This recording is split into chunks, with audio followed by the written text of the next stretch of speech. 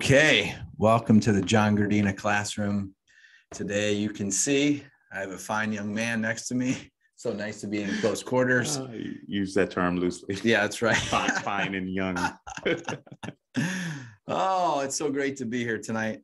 We are in a new location. We're going to talk a little bit about this later, but just about networking and connections. This is the office of my good friend Dan Martinelli, who was on my episode number 20 of the John Gardina classroom. So we are much obliged to use this space tonight. Hey, we low-key had to break into this joint tonight. It's crazy. It's crazy. Like we were running around this joint trying to figure out how to get in. People were probably looking at us like we were trying to break in. Well, then I camped out real casually, so no one thought we were. And you flashed that $1 million smile. That's what it was. That's what I usually do. Yeah. It just makes people feel at home. Same here. So this is Mr. DeQuan Willoughby, and I'm going to tell you how we met. It was almost 2 years ago. Was it that long? Yes. Come on, man. It's a year and a half. That's at least a long time. Yeah, I know. Seemed like we met yesterday. I know it does. That's how fast time goes. So what happened was I'll never forget, I was on a 20-mile run training for the Bigfoot, 50K. And I got to the parking lot that was the south end of the park. They usually park at Squires, which is the north park. Right. So I'm on the south side, they're on the north side. And I got to the north side when they just started their run. So they probably started at 6:30. I probably started at 6, worked my way down. And I saw 3 people with headlights on, and we're going down I was going down a steep hill. They were coming up it. I just passed by and said, "Hey, how you doing?" Right. And we're the only people out here, right? We're like, who is this weirdo out running? And we're like, hold up, we're weirdos too. Yeah, that's exactly what I thought, to be honest. Like, who else would be out here in the morning running a hill? So long story short, we passed each other by another time, probably about maybe 45 minutes, hour later. And at this time I was like, you know what? I'm sick of running by myself. So before we even started this conversation, DeQuan said, sometimes it's how you got to ask the right question, right? Yeah. It's all about that. Right. And I said, do you mind if I just run with you guys? And I don't know if it was Jen or Sam. It was J Rose, Jenny from the block. Yep. Yeah. So Jenny said, sure. It was just pretty much a sure. Yeah. But it was so random. It was random. Mm-hmm. It appeared random. And I'm a firm believer in there are no coincidences, right? I agree. Everything happens with purpose and for a reason. So I jokingly called John.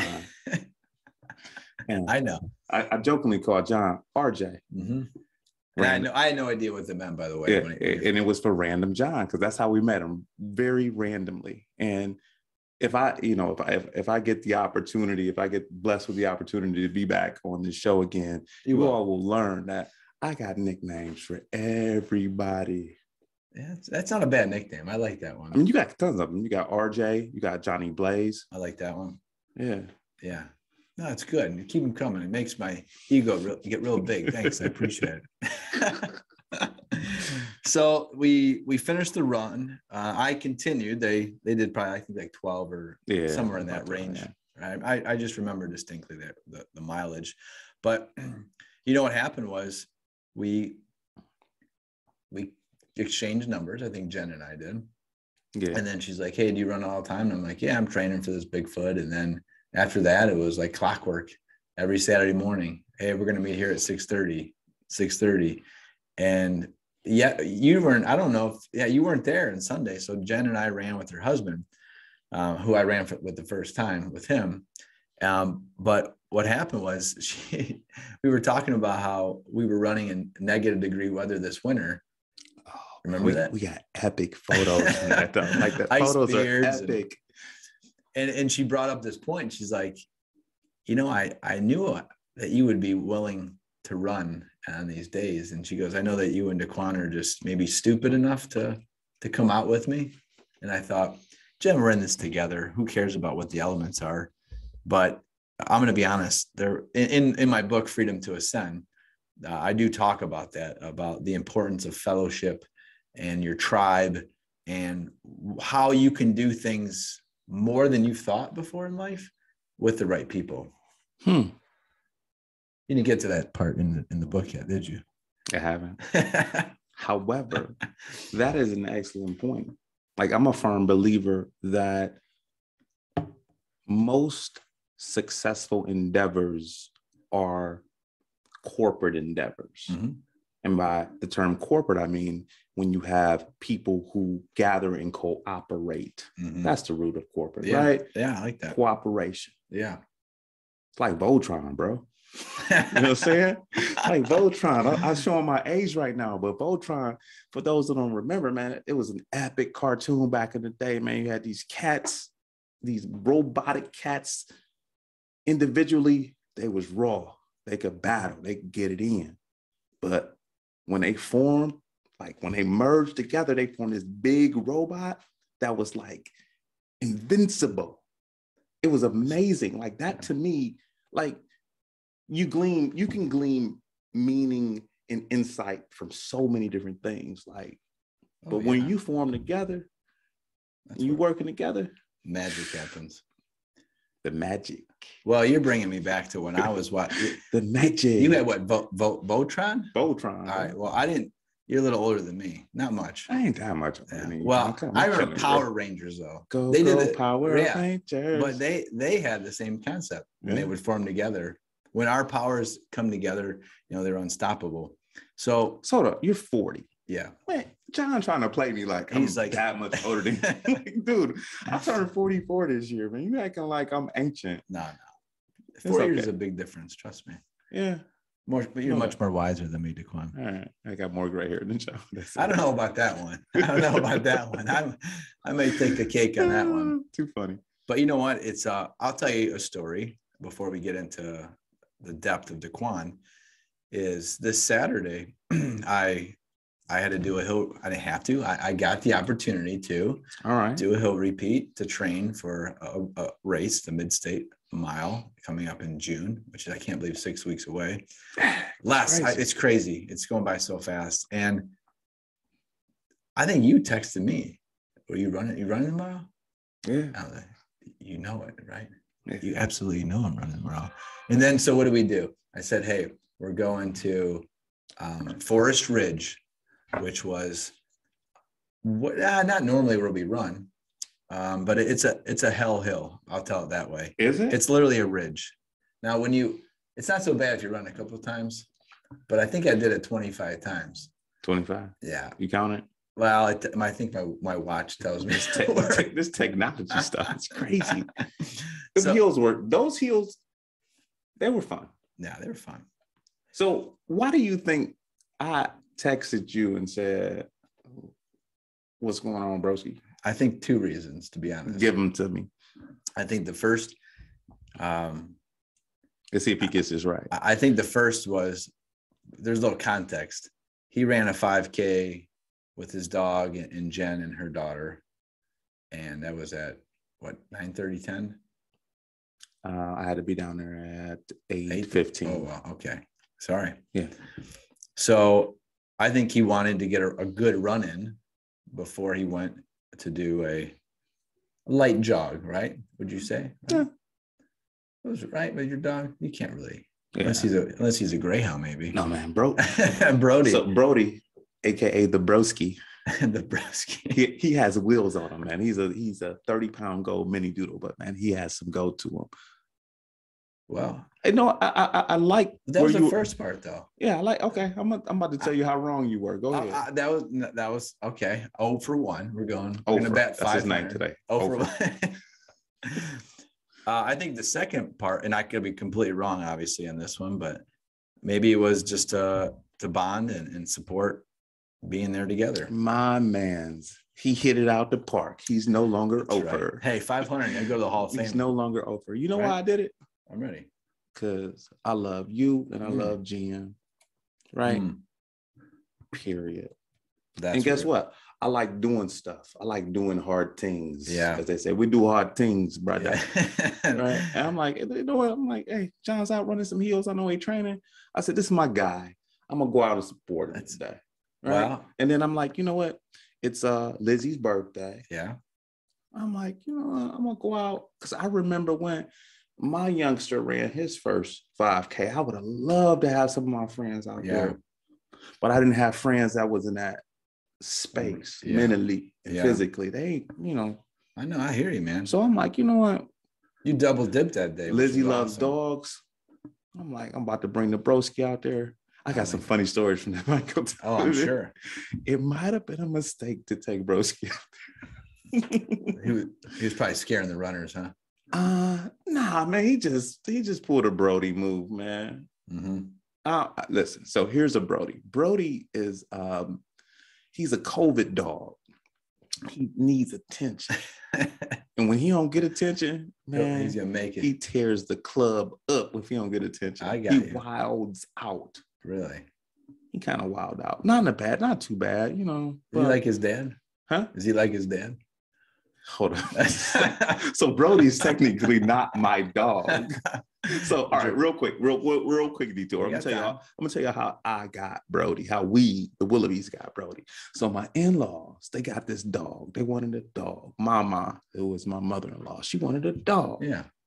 Janet Mack, the one I was telling you about before we started recording, right? Mm-hmm. So Janet Mack, her husband, used to organize the Cleveland marathons, right? Yeah. Right. So Janet has this beautiful dog. His name Corey. He's a goat. You know, Corey is a cockapoo. Yeah. My in-laws saw this dog and they fell in love with this dog. They're like, we want this type of dog, but they didn't have any more. So they went to the same breeder and they're like, oh, we got these other dogs. They're fantastic. You'll love them. Golden mini doodle, hypoallergenic. Oh, nice. Yeah. Super friendly. Like they great dogs. Great dogs. Yeah. They get the dog. Man, this dog, so much energy. And both of them, like, kudos to them because they're both cancer survivors. Oh, actually, they both still have cancer and they're working through it, right? Really? They are so inspirational to me, right? I love it, right? But they're older, they're in their 70s. Yeah. It's a lot of work. Yeah, it's a puppy. That's a lot of work. So they go out of town. They go to visit some friends in the Carolinas. They say, can you all watch the dog for us? So they drop the dog off. I'm like, yeah, we can watch the dog. That was it. Man, they came back. They was like, oh, can you watch? We just got back. It's Tuesday. We just got back. Can you watch the dog for a couple more days? They played you, DeQuan. Like a fiddle, man. Like a fiddle. So this was Tuesday. On Friday, they called. Papa said, he said, DeQuan, I'm going to be honest with you. I can't handle the dog. Can you just keep the dog? We've had this dog ever since. So this technically is not my dog. So I'll bring it full circle. You all are learning this about me. Y'all thought I went off on a tangent, but I didn't. You asked about Brody's dad. I'm technically not Brody's dad. Okay. So if you're asking if Brody tears the club up like his dad is actually Lisa's dad. Well, maybe he did back in the day. Oh man, that's a whole other story. That's a whole book. I'm sure. Maybe we need him. It's a book and a movie series. Listen, I'm telling you, Papa was the guy. I ain't gonna go into it though. Yeah. But I digress. Well, I'll tell you what. You know what? This is a good segue to get into the history of who you are, because I know we've talked about you growing up with dogs. So that's where I'm gonna go with this. So tell us where you grew up and what neighborhood. So. Like, I don't know if there's any of my friends that might be listening to your podcast. You never know. Never know. I'll say this. I grew up on the 5. If there's anybody that's listening who grew up off 105 in Superior, we call it the 5. That's where I grew up at. That's off East 105th in Superior in Cleveland. So everyone knows, I drive 153rd and I pass Superior by Collinwood every morning. Right. But you're deeper in the hood, maybe a little bit. Yeah, we're in the neighborhood. 105. Yeah. They're closer to the CLE. Yeah, East 105th Street. So did you grow up there your whole life? Yeah. Really? No, honestly, I didn't. I knew you grew up in Cleveland. I didn't know where, though. Entire life. So, and I went to high school shout out to VASJ, Philadelphia St. Joseph's. Yeah, class of 95. Are you serious? What? Represent, baby. Hey, my dad graduated from Joe's. Oh, your dad's he's a Viking. He's a Viking. My God. All right. Really? So yeah. So here's the crazy thing. Like, wow. I used to have to catch 3 buses to school straight up, legit, no joke, to get to school. Yeah. Like, I would have to leave out the house at like 5:40. Really? I'd walk up to 105. I'd catch the 10 to St. Clair. Yeah. And depends on how I was feeling. Sometimes I would take the 10 to Bracknell, walk down into Bracknell and catch the 39. Other times I would catch the 10 to St. Clair and catch the 2 to the 30. Yeah. 3 buses, man. 2 or 3 buses. Like, it took me forever to get to school. Like, I feel like an old man telling my kids that, like, yo, like, y'all get dropped off at school. Like, it took me 2 hours to get to school all the time. It's probably like, if you had a car from your house, you know, when you grew up, it's probably what, 20 minutes? Yeah. Right. But I'll tell you. But so that, like, my parents understood the value of education. Well, let's go with that. So let's talk about some of the family values of the Willoughbys, huh? Oh man. I'm gonna get deep now. So you asked me about dogs, and now we jump to the family values. Well, it was a good segue. So I had I'll be honest with everybody. I was slightly reluctant. I didn't tell John this. I was slightly reluctant about getting on here telling my story. You know why? You want to know why, John? Well, either because maybe vulnerable, you don't want to divulge the truth of growing up, or I don't mind being vulnerable. I think you've seen that. I've seen through our interactions with the 40 Days of Deliverance. I don't mind being vulnerable. Yeah. Sometimes I wonder, is every story worth telling? It's a good question. Right. Like, is everybody's story worth telling? Sometimes, like, I had that devil and that angel on my shoulder. Like, what makes you so special that you should tell your story? Because you're special. Listen, I understand. I'm just saying. Listen, you're special too. Sometimes I think I'm special like the other 7 billion people on the planet, right? No, but no. I ain't going there. No. I'm telling you, I'm saying that to say that we all have this dialogue in our brain. I know what the answer is. Yes. But we all had a dialogue. A lot of us just are unwilling to share the internal dialogue. Like, I don't care. I'll share it. I don't care. I'll be vulnerable. Right? I don't care. You don't have to go too in depth. You just talk about what you feel, it's necessary to highlight maybe you're growing up. Yeah. But if I go down that road, it's all good. I don't mind going down that road. Know why? Because I understand that we're all standing on the shoulders of giants. Think about it. Yeah. Like, think about your ancestors and everything they did to get you to this point. Yeah. You're standing on the shoulders of giants, and we got to pay homage. Right? Yeah, we got to pay homage. So I get homage to, like, okay, so I'll hit on some highlights of my upbringing, right? Yeah. So my mom, who was one of my best friends, she had her first child at 16. She had 3 children, 3 different dads, right? Okay. My dad raised everybody. Were you the last one? I was the last one. Okay. So my dad raised my brother, who is like my dude. Yeah. Right. He raised my sister. Yeah. Rest in peace. My sister passed in December at the age of 49 from breast cancer. Right. Like, and I'll admit, like, I still grapple with the depression behind that. Like, that's heavy. Yeah. And then me. So my brother, 9 years older than me. My sister was 6 years older than me. Right. And then my dad wasn't around to raise me.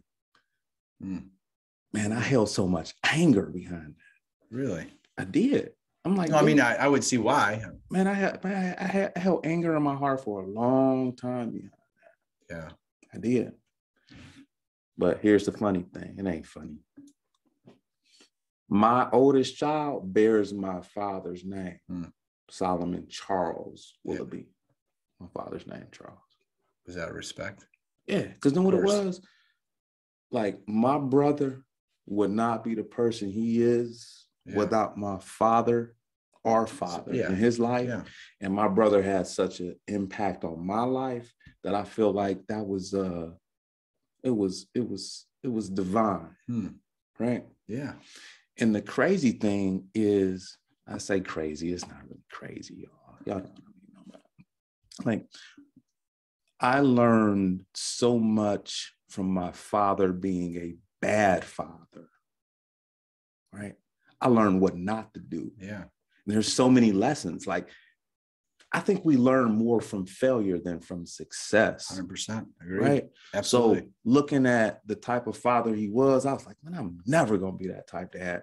I'm like, man, I'm going to be so much better of a dad than that guy. Watch. And that's like, it's funny. My children call me competitive. Oh, you think so? Yeah. Right. Root word petty. Yeah. But, you know, I find fuel for my fire. Right. Yeah. And the fuel has developed and become more efficient over the years.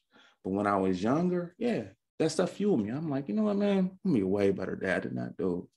I'm gonna show him. So, you know, I don't know.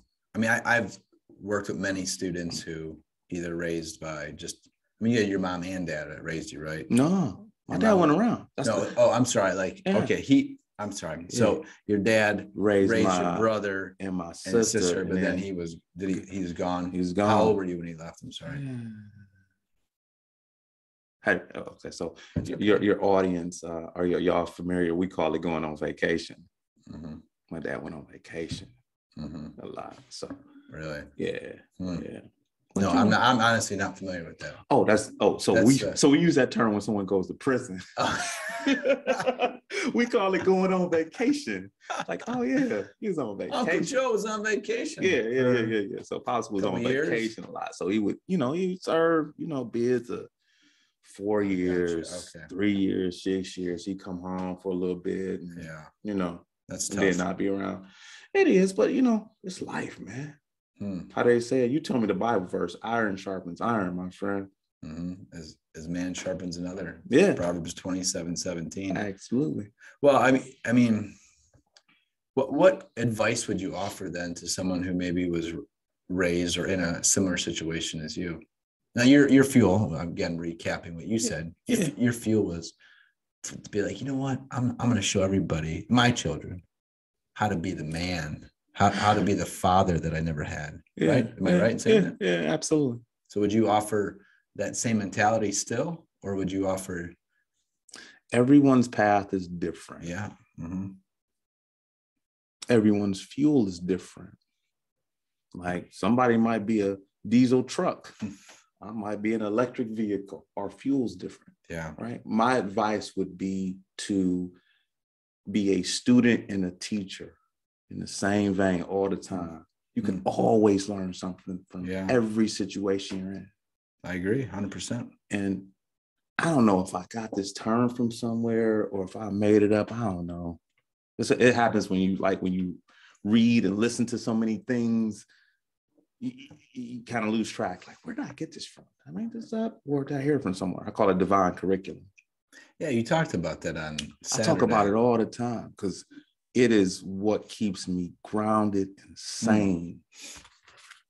Divine curriculum. So can you give us the definition of divine curriculum, Mr. DeQuan? You're a teacher. Yes, sir. Right. So think about your students. You have a curriculum for them each year, right? And they may not understand why they need to learn something, but they got to learn it. Yeah. So that they can be successful, productive members of society. So take that, you layer on divine. Our Creator has a curriculum for each one of us. And it's tailored specifically for us. It's crazy. It's our own curriculum. It is our own curriculum. You think about it. Like, someone who lived during Jesus's time, they thought Jesus was a for lack of a better term, they thought he ain't had no daddy. Yeah. Right. So we know what, we know the term someone calls that. Yeah. Joseph was his stepdaddy. Well, not his stepdaddy. It was a stepfather, right? Yeah. Yeah. It wasn't his father. He wasn't the fruit of his loom. I bet you people looked at him like, man, that dude, or looked at Mary like that chick. Yeah. It's crazy, right? It's all perception. Yeah. That's this is heavy for me tonight to think about all this. I want you to think long and hard about that. Jesus, his father, wasn't around, but he's our example on how to live, right? Yeah. So how can I possibly? That was part of Jesus's divine curriculum. Mm-hmm. How can I be upset, right? If he didn't have a father. Yeah. Yeah. Like, who am I to be upset? Like, come on, this is my curriculum. This curriculum was designed for me, for DeQuan Willoughby. Crazy, and I love it. I may not know what I need to know. Like sometimes you look at the lesson like, why I gotta learn this? Like I know our kids sometimes we think, why I gotta learn geometry? Why I learn algebra? When am I ever gonna use this? And you may not, but you're getting a perspective of something different than you would have never seen before. And your mind thinks in spatial. I'm using geometry, and because I teach math, like I always tell my kids, you're not going to use all this, but it's like unlocking a puzzle. So you're navigating through life to understand something that of the unknown, right? Mm-hmm. You've never seen it before. So back to your point about Jesus, and I always love this topic. I don't know if you set me up for this one. Oh, I did. Your turn, John. Hit him with that crossover. Yeah. I set him up. I was like, alley-oop, baby. No, I didn't. But I'll tell you this though. So I raised up in a traditional family. My father, like I said, went to St. Joe's. But even having him as my flesh and blood as a father, I've learned over time that he, like other man, is fallible and they have weaknesses because of their sins. Huh? Okay. So was he a great model of being a parent? Yeah. I mean, I would say for the most part, absolutely. Okay. But did it help me become a better father and the modeling he had in my mother? Absolutely, 100%. Now, with that being said, if I built a strong relationship with the real father and I understood that Jesus got his strength in his words because he was the word in flesh, right? That is the ultimate teacher, the creator of the curriculum that we need to learn. Now you're going to be like, no, this is just my point of view, obviously, but it's hard to understand that if you don't know in depth the teachings of Jesus or even the prophets or in the New Testament. Okay. And I'll say this, the more that I read the Bible, the more I understand the heart of God and the more I understand the graces that he's given us to allow this relationship to be with him that is beyond anything I could fathom and what the word love means. So he is a father, not of obviously the flesh, not of the flesh, but of your spirit, that if you really learn to connect with him, you almost experience the same divine power and inspiration and strength that Jesus had while on earth. As a man, obviously not as divine son, but you tap into that source, the creator, and then you start to see the ways of morality and purity and joy and peace instead of looking at a man, even though of the flesh, as a father who, whether he's present or not. Oh, know what's happy? Remember when Jesus was on the cross Yeah. He was in pain. He said, Father, why have you forsaken me? So we've all felt alone, right? Felt like our Father wasn't there supporting us at some point in time. Yeah. Right? Yeah.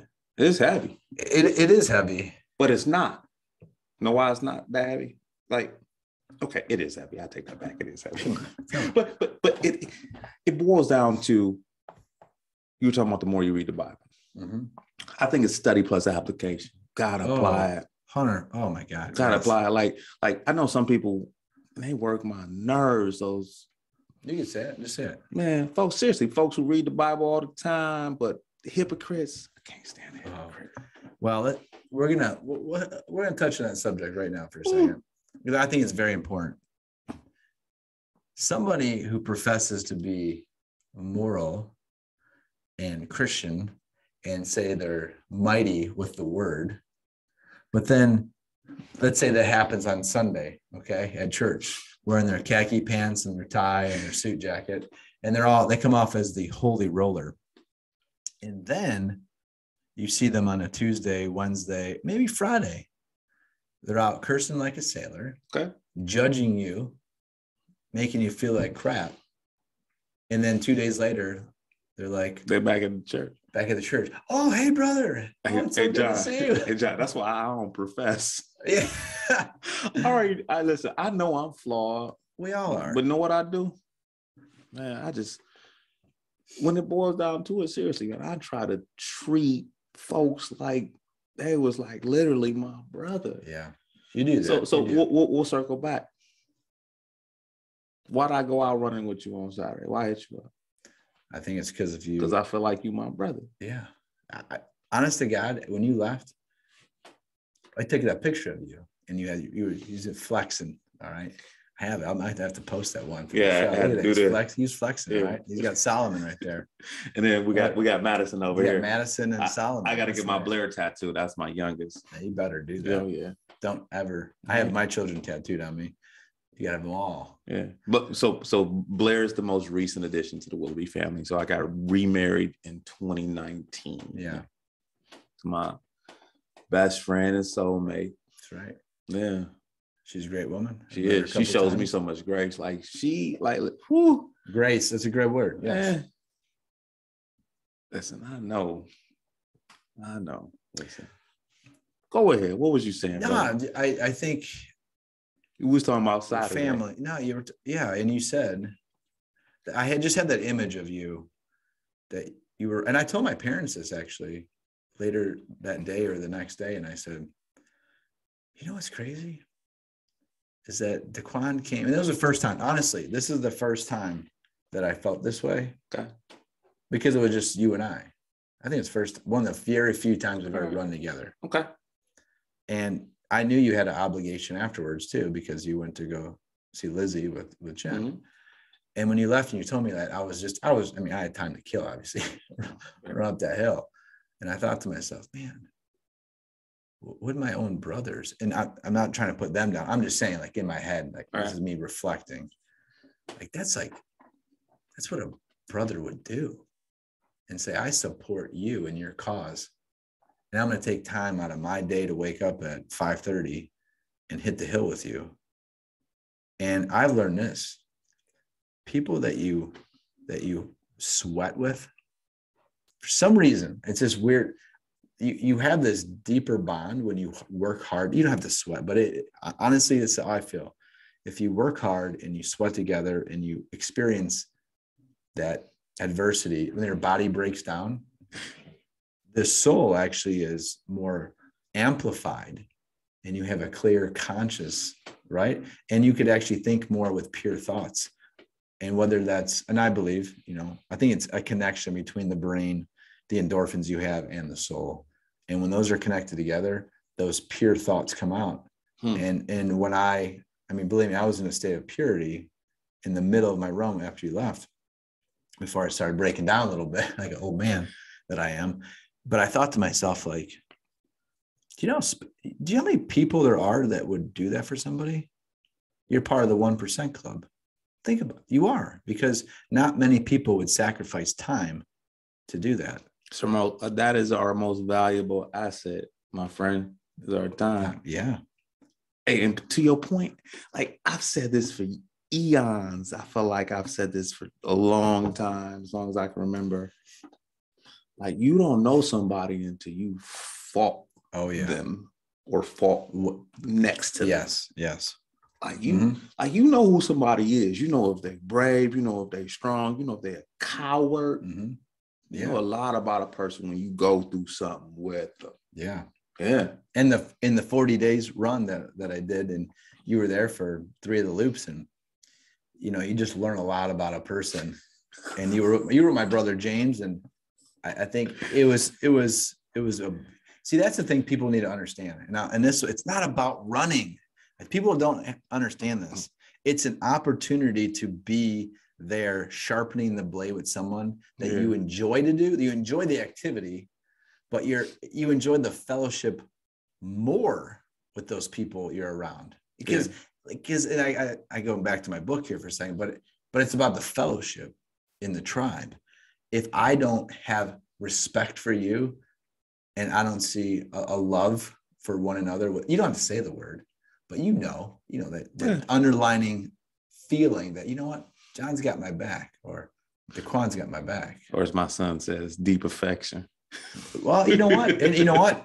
And that actually is a good phrase too. Yeah. You know, you do have a deep affection for not letting someone down, and got their back and say, you know what? I'm here for you. Yeah. And I'm going to show you. I'm ready. By getting up early in the morning, go do heel repeats with you. You coming with me Saturday? No, you're going out to do your run. Oh yeah, we're doing the running with the nomies. Yeah, I know. I wish I could be there. Nomies. Well, this is actually a perfect time to. We're gonna do 2 parts of this because we have a lot to dive into. How long have we been talking? Almost 40 minutes. So seriously? Yeah, that's how fast it goes when you're in the John Gardina classroom. It's the best class you've been in. I know. I appreciate it. Just talking about life. I'm telling you. So we're gonna end this session with a recess, just to liven it up. Okay. All right. So the first question I have. Now remember, hold on. What is the recess? The recess. I'm going outside. I'm playing. We're going outside. All right. Let's go. Let's do this. Take your thinking cap off. Put your pencil down. We're going out to the playground. Let's go. So you're out in the playground. I'm going to ask you, hey, DeQuan, man, who was your favorite teacher? My favorite teacher?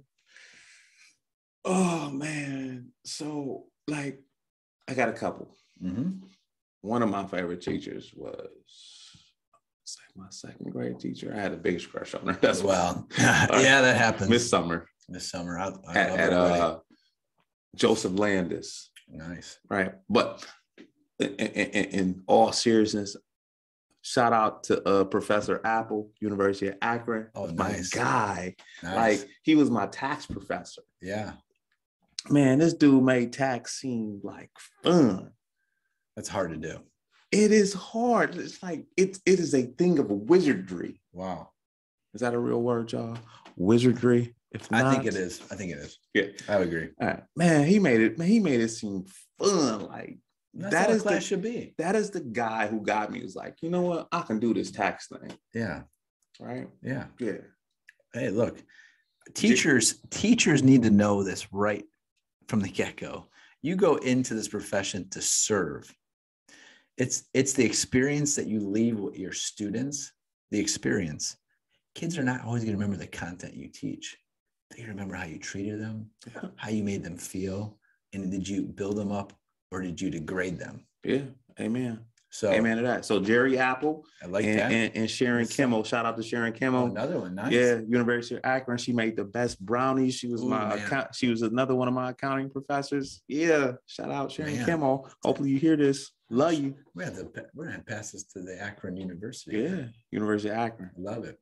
Let's go, Zips. Let's do this. All right, Mr. Question. Zip. Now, this is similar but different. Okay. Who is a mentor of yours? A mentor of mine. So I got. I may be specific when I say mentor. No. This is crazy though, because I need to do better work of building my board of directors. I do. I'm gonna tell you my biggest mentor.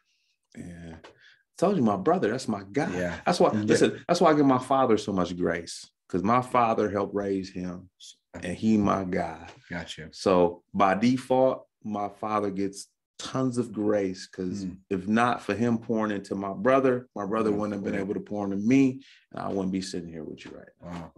My That's guy. Powerful. Eugene Williams, aka Cherokee. What's up, broski? That's a lot of shout outs. That's his nickname, Cherokee. I like that. Yeah. Cherokee. Hey. Yeah. Shout out, big broski. Good for you. Yeah. All right. What would be a favorite place you would like to visit? That I have been? That you have not been. Man. So I'm gonna show you. Oh, I turned my phone off. Yeah, that's right. You can't show me. You're just gonna tell me. So give me some visual aid on my phone right now. Yeah. Don't you know you got the clock on your phone? Yeah. I got Cleveland, and the other place is Cairo, Egypt. Really? They 6 hours ahead of us.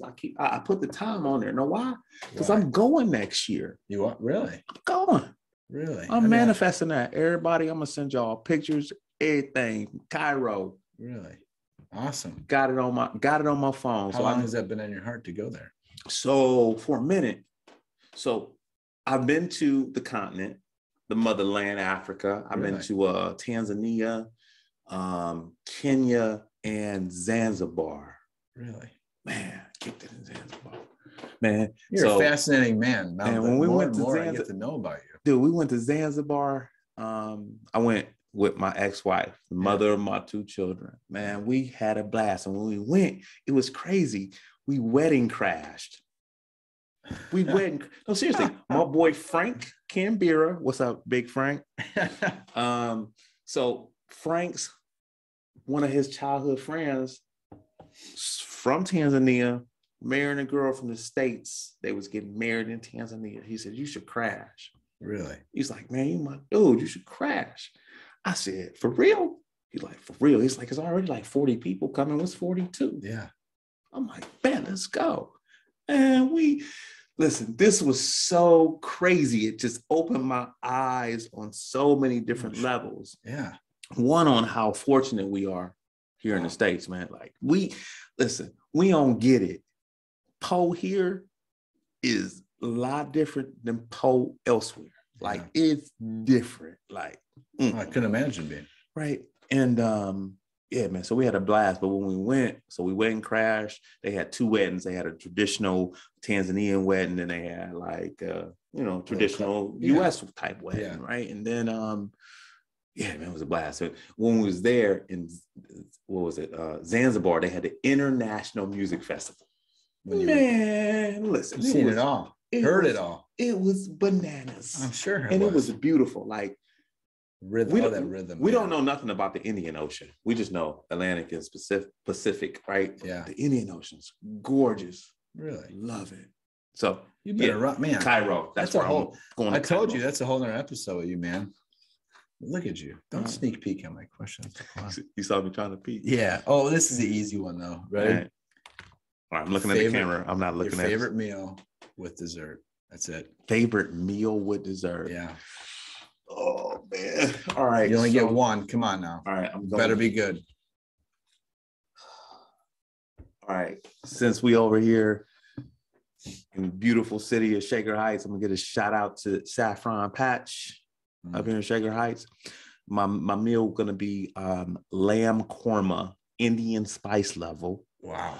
Samosas, garlic naan, and then I'm gonna get a slice of cheesecake. And you know what? Oh, this is where I'm getting the cheesecake from. Man, I had some of the best cheesecake ever in my life the other day. Where? Bar Italia. Boom, mic drop. Really? Yeah, we keeping it local. That's good. You need to take me out with my wife and your wife. And listen, because I feel like I'm just eating pasta, going to get a salad, and you're out here in this food. Bar Italia, man, Aquapazza, y'all, Bar Italia, y'all need to pay me for this endorsement. It's for real. Y'all gonna have to pay me. No, y'all ain't got to pay. Just pay me in food. Hey, they'll take that. We're gonna advertise that now. Absolutely. Best meal, man. Yeah, you asking me all the questions. Come on. I don't know. Oh, hold on. You want my second best, or you want to tell us your best? Go ahead. Second best. What's your second best? anyone who's run with me knows I have this, I love it. Ethiopian food. Empress Thai 2 on St. Clair. Man. Empress Thai 2. It is a hidden jewel in the city of Cleveland. Hands down, best Ethiopian restaurant in Cleveland. St. Clair what? Let's see here. It's probably like 61st really in St. Clair. So if you're going up St. Clair, so if you're going, what would that be? I know you're east on St. Clair, be on your left-hand side. So listen, and trust me, like places like DC, Atlanta, they got Ethiopian. They can't hold a candle to Empress Thai 2. And there's an interesting story behind the name, but we'll say that for another episode. But I'll tell you this though. Man, this 40 minutes went quick. I'm telling you what, you have blown my mind. Whatever. No, I'm serious. In the diversity of where you've been, where you like to eat, the depth of where you came from, how you were raised. There's a lot to knowing more about you. There's a lot to know more about you. And we just kind of just opened the first layer. Yeah, we just over here chopping up, y'all. Am I right? Yeah. So I tell you what, we will meet again on the John Gardina classroom with DeQuan. And one of my favorite teachers right here, y'all. John Gardina, baby. Let's go. You wish you had me as a teacher. You wish you had me as a teacher. Because you know what? Hey, you teaching me how to run. You are my teacher. Wow. There we go. Look at that. See? Full circle, baby. I'm just going to say humble pie right there. Humble pie. Just be quiet and say thank you. You're welcome, my friend. I appreciate you having me on here, though. It's a lot of fun, man. No, and the beautiful thing about doing a podcast is you really become a good listener and let someone tell their story. So someone who's been to Africa and eats all these unique foods, grew up on the little bit of east side of Cleveland, traveled 2 hours to go to school, have your brother raise you because your dad was, he was on vacation, right? Yeah, but you know what? Hey, Charles Willoughby still my guy. That guy high water. Because guess what? If you don't learn how to forgive, man, you ain't doing nothing but charging. You're doing yourself harm and damage. Absolutely. That's something I learned a long time ago. Probably what they really hit home about. How old is Solomon? 17? Mm-hmm. Hit about 18 years ago. Hit me hard. Like, man, if I don't forget this man, he may never have a chance again. It's gonna eat me up. Yeah. Forgiveness, guys. Listen, if the good Lord showed us grace, we gotta show other folks grace. Gotta at least start there, man. At the least show folks some grace. You never know what somebody going through. They could have lost their mama, their brother, something that morning. They just in a bad mood, and you want to flip them off while you're driving, man. Show people some grace, people. Can we? No. DeQuan, I love this because people do have to understand that. That is a unique skill to have, is to show people just love and grace. Because this is what I've learned. If you can't love somebody and show people grace, then you think you're better than God. And if you think you're better than God, man, yeah, you have a big issue of pride and ego. Yes. Big error there, my friend. Big error. So we can talk about the greatest sins of our lives in the next episode. Or maybe not. Maybe you'll skip that one. I ain't putting that on wax, sir. Or our greatest adventures and episodes with our family and friends. So it's all good, man. Yeah, nice looking watch. Real nice. Thanks. This was a wedding gift from the missus. I tell you what. Bowl she's a good gal. Well. She does, man. You're lucky, that's my man. Gal. You're lucky. Hey, Lisa, you're lucky. I mean, he's lucky to have you. I'll tell you that. Oh, absolutely. So we'll end here. Thank you, everyone, very much for being with us tonight. Adios, amigos and amigas. John Gardina classroom. And this class is dismissed.